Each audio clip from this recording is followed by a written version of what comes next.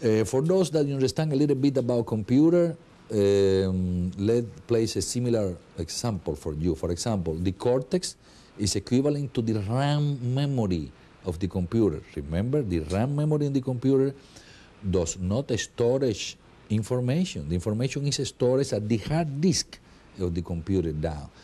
Random access memory is just a memory to retrieve information from the hard disk or to voluntarily place information in the hard disk. Remember that when you write a letter, if you don't save the letter in the hard disk and you turn the computer off, the information is going to be lost because the RAM memory that keep the operating system functioning and the monitor functioning and everything functioning, is this RAM memory doesn't store information. So the traumas, the problems are not stored at the RAM memory, are not stored at the cortical level, they are stored in the hard disk. But what is the problem?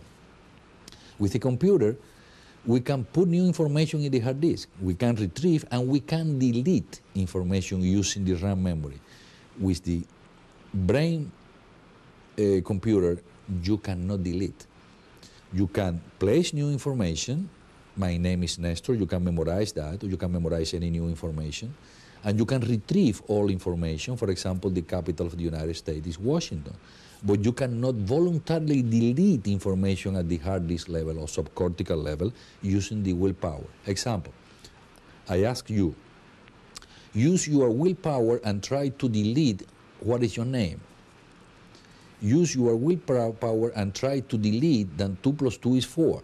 So you cannot. The brain has been designed in a way that even though there is a way to delete bad information, that is going to be very difficult for a person a way to delete anything. So this way you don't have to be memorizing every week that 2 plus 2 is 4. So it has been designed in a way that once the information, good or bad, reach the hard disk, the subcortical level, stay there for a while. I think with that, I am covering most of the theory that you need to know, basically, to understand the importance of hypnosis. You can use that if you are motivated. You can become a hypnotherapist. You can get more courses. Once you learn to hypnotize the person, the procedure is pretty simple. Is to find out what to tell the person to stop smoking, what to tell the person on the trance to stop overeating, and what to tell the person to remove a phobia, and what to tell a person to produce anesthesia.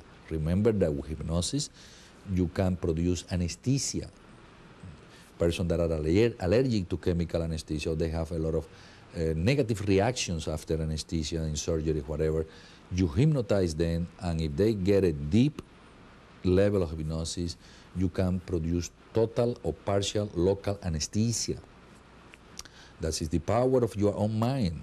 That's why it's very good to treat pain with cancer patients, chemotherapy patients, with arthritis patients that are suffering of a chronic pain. Chronic pain means always there.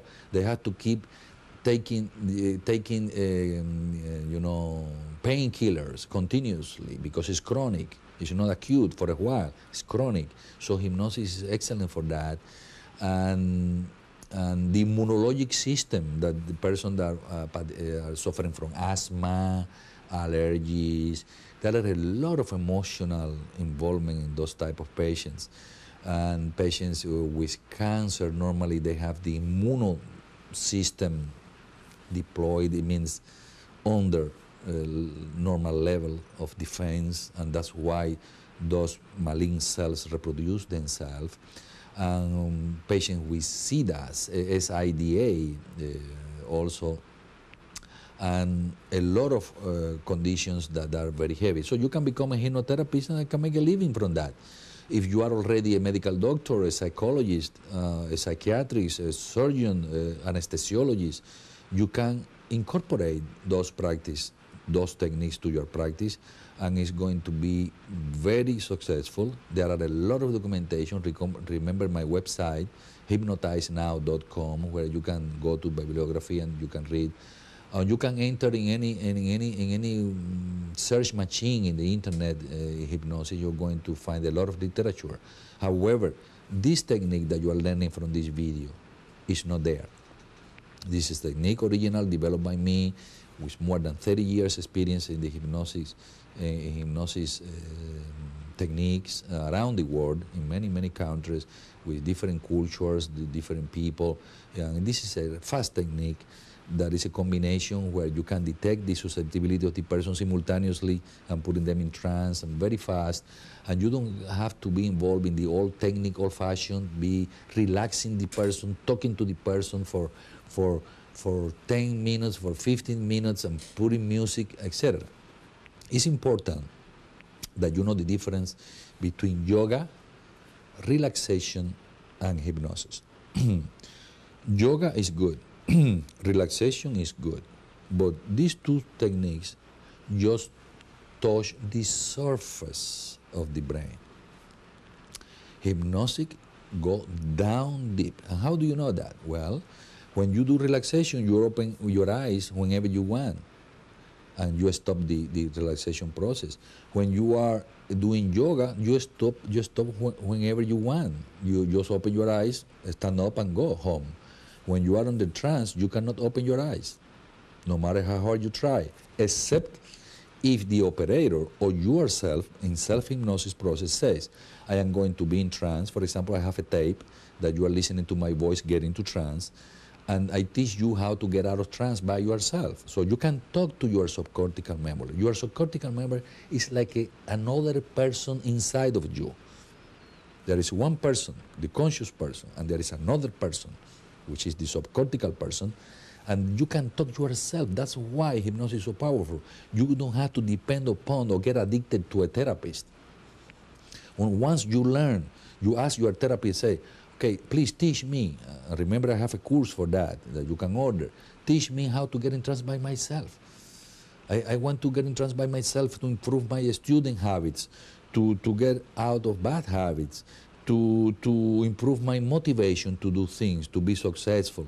Remember, in the United States, the country of the opportunities, so many people poor, where all the opportunities are there, the information is there, and they are not successful. And you put 500 people together to a motivation seminar, and when you're talking to them, 95% of these 500 are contaminated in the subcortical level with fears and anxiety.